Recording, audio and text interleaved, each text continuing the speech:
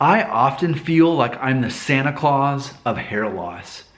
I need to talk about this right now.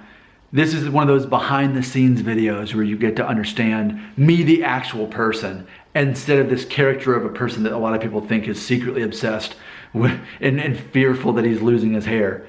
You know, a lot of people see me as that caricature, that person that I play on the internet. But in reality, this is my real life.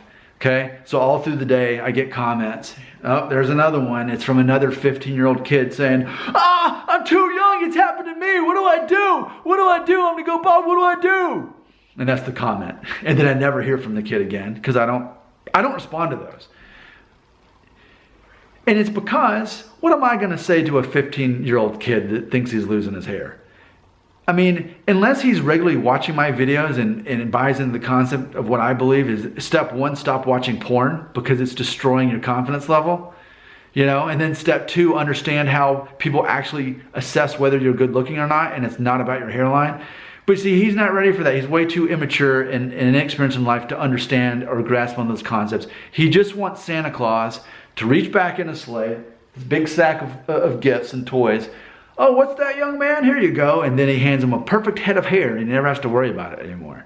You know, it's not just teenage boys that say that, but it's a common comment I get a lot on there. But I think in the back of a lot of people's minds, they still think that I'm going to be able to make all their dreams come true. You know, maybe you really are in Norwood too at age 20, you know? And then the response is, well, what do I do, Nick? Like I always say, I mean, do whatever you have to do to be confident because that's all people really care about when they judge you anyway.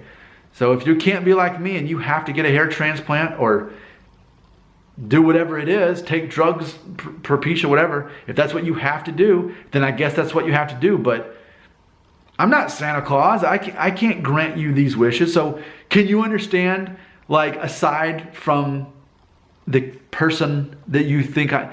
See, that's the other part of why I feel like Santa Claus is because think about all the Santas in the malls, right?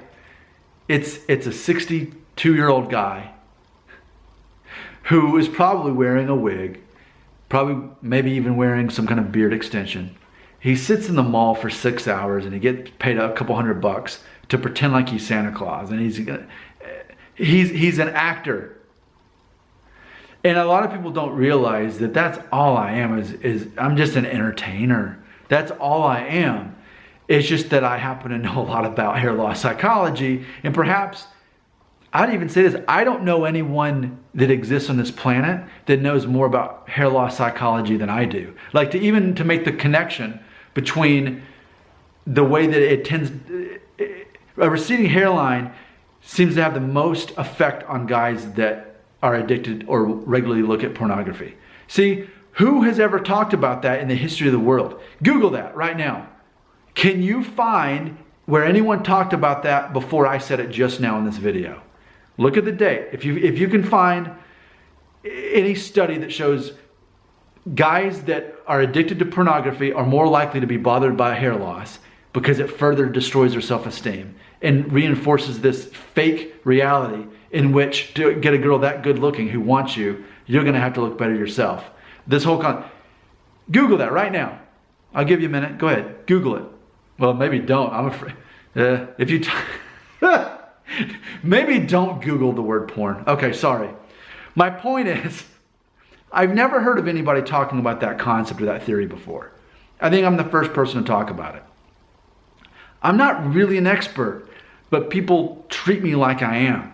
And in some ways, maybe because I'm innovative in my ideas, when I say things like that, it sort of makes me that way. And people give me maybe more credibility, like I'm a hair loss expert. And I think they confuse as what I'm understanding as I'm making this in real time right now.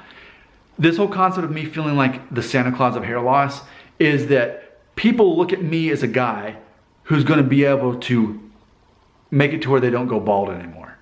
And once they have that, then they'll be confident. But I know, even if they get the hair transplant and they're addicted to pornography, they're still going to not have the confidence that they need. They're still going to have that ghost from their childhood, whatever trauma they experienced in their childhood that they never got over. And then that leads into addiction.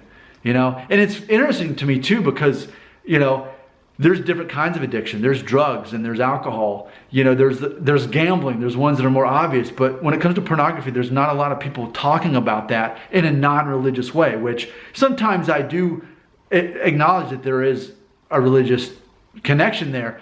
But I think it's important to separate that as well and say, hey, psychologically, this is a problem, especially for guys that are much younger than me who grew up with free porn all the time everywhere. Whereas for me, it wasn't that way. It was magazines that I always turned the other way and never wanted to look at because I knew that it'd mess up my brain. And I knew that. And so I never wanted anything to do with it. So, but could you imagine what it must feel like to be me? To think, you know what? I'm just here to mentor young guys and help them become confident despite hair loss. Yet they're addicted to pornography. And the real issue is that they don't think that they're attractive without hair. And I can't give them the thing that they want. I can't give them this instant answer that, yeah, you get to keep your hair after all. Oh, you didn't know? You didn't know that all you had to do was just go to the grocery store and you get some celery and a pear and a carrot and some apple cider vinegar. You put it in the blender and then you drink that every morning. And then after a week, you'll be cured and then you won't go bald. Oh, but hey, no. Don't write that down. That was a joke. Oh, man, some of you just now picked up a piece of paper and a pen and were writing that down. No, I was making that up. That's my point. People want this instant thing. They want me to be the Santa Claus of hair loss. In reality, I'm more of like I guess like a camp counselor that has no credibility. I've got no certificates on my wall. I'm just an average guy who figured out what this is really about. So yeah, I feel like Santa Claus, and I feel that like so many people don't realize that I don't actually care about hair loss. People continue to reflect their own insecurities on me. Just this morning I got a comment, and it was when I had the 2-week beard and the fresh zero shave, and he said, "Man, you're looking good. That looks great on you. But why do you care so much about your hair?" See, that's a time where I need 3 hands. You know why I need 3 hands? And then I need a 3rd hand because I need to do a triple face palm that people continue to think that. But I get it. It's not that they only think that because they're insecure in themselves. So here, I need, and I think it's important that I make this video because I'm telling you what's actually going on in my head right now, okay? And I feel a little bit of a burden right now. Because I made that video saying that I predict 99% of you regularly watch porn. And that implies only 40 of you don't. And I said, if you don't, then you can let me know in the comments. But if I'm wrong, then that means most people watch porn. See, this is heavy on my heart. It really is. Okay? Because I'm not this hair loss guy. I'm a guy who cares about other guys and wants to mentor them. And it troubles me that there's not other people saying that they're not looking at porn. Like, it's normal that everyone's looking at porn. It's normal that your self-esteem is being destroyed over this. And I want to help, but people don't really want to deal with their pornography addiction, and they don't want to give up pornography. And it's such a paradox, because the whole concept is, oh no, I'm 17, I'm 21, and I'm starting to have a receding hairline. Girls won't want me because I'm going bald. But then, multiple times a day, for a lot of the guys who watch my channel, they're using pornography, and you know what I mean by using it, which is an artificial way to make things even happen. So, I mean, it makes sense to me, though, that young guys that are seeing the first signs of hairline, this generation right now in 2018, have much bigger issue than guys 50 years ago when it was just magazines. But now it's everywhere. This is an issue. And like, it just really does make me sad, because I want to help. And it's almost like, here's almost like the trade-off. I've got guys saying, help me, I'm losing my hair, what do I do? And then I'm saying, oh man, if you only knew, your problem's a lot worse than that. Your problem isn't that you have a receding hairline. Your problem is you're addicted to pornography, You're going to have performance issues later because you'll be so accustomed to that artificial stimulant there of that woman in the video or whatever it was. And then you're going to have performance issues. And that's if you can even get the girls, because you're going to be so destroyed with your confidence level. This is where I'm at. If you want to think I'm obsessed, I'm not obsessed with hair loss. I'm obsessed with trying to help young guys who I've suddenly realized they're addicted to pornography. This is an issue. You don't need a youth pastor or a priest to tell you that it's wrong. It's not a matter of it being wrong. It's a matter of this is destroying you. But do you care about this as much as I do? That this is the real issue for so many of you? Do you care? I want to help you.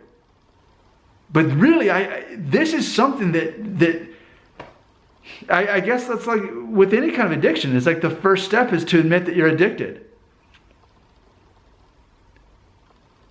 Man, some of you are going to struggle with this your whole lives.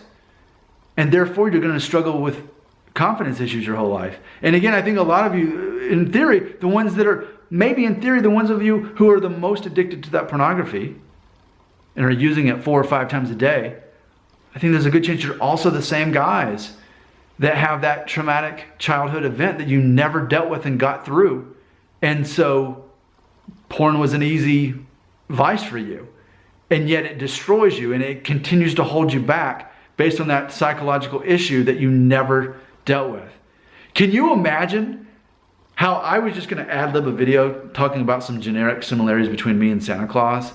And it was supposed to be a short, lighthearted video. I never intended it to be a 12-minute video about how really my true burden is that I have compassion for what you're going through with your pornography addiction. And even then, so many of you are in denial about it is the thing. You don't think you're addicted, or B, you don't think it matters because a little porn's okay. Man, I've got a heavy heart now. But the main thing is that I care about you and I want to help you. I really do. Santa Claus or not, actor or not, I want to help you. But we probably have to talk more about this pornography thing. It might be the real issue.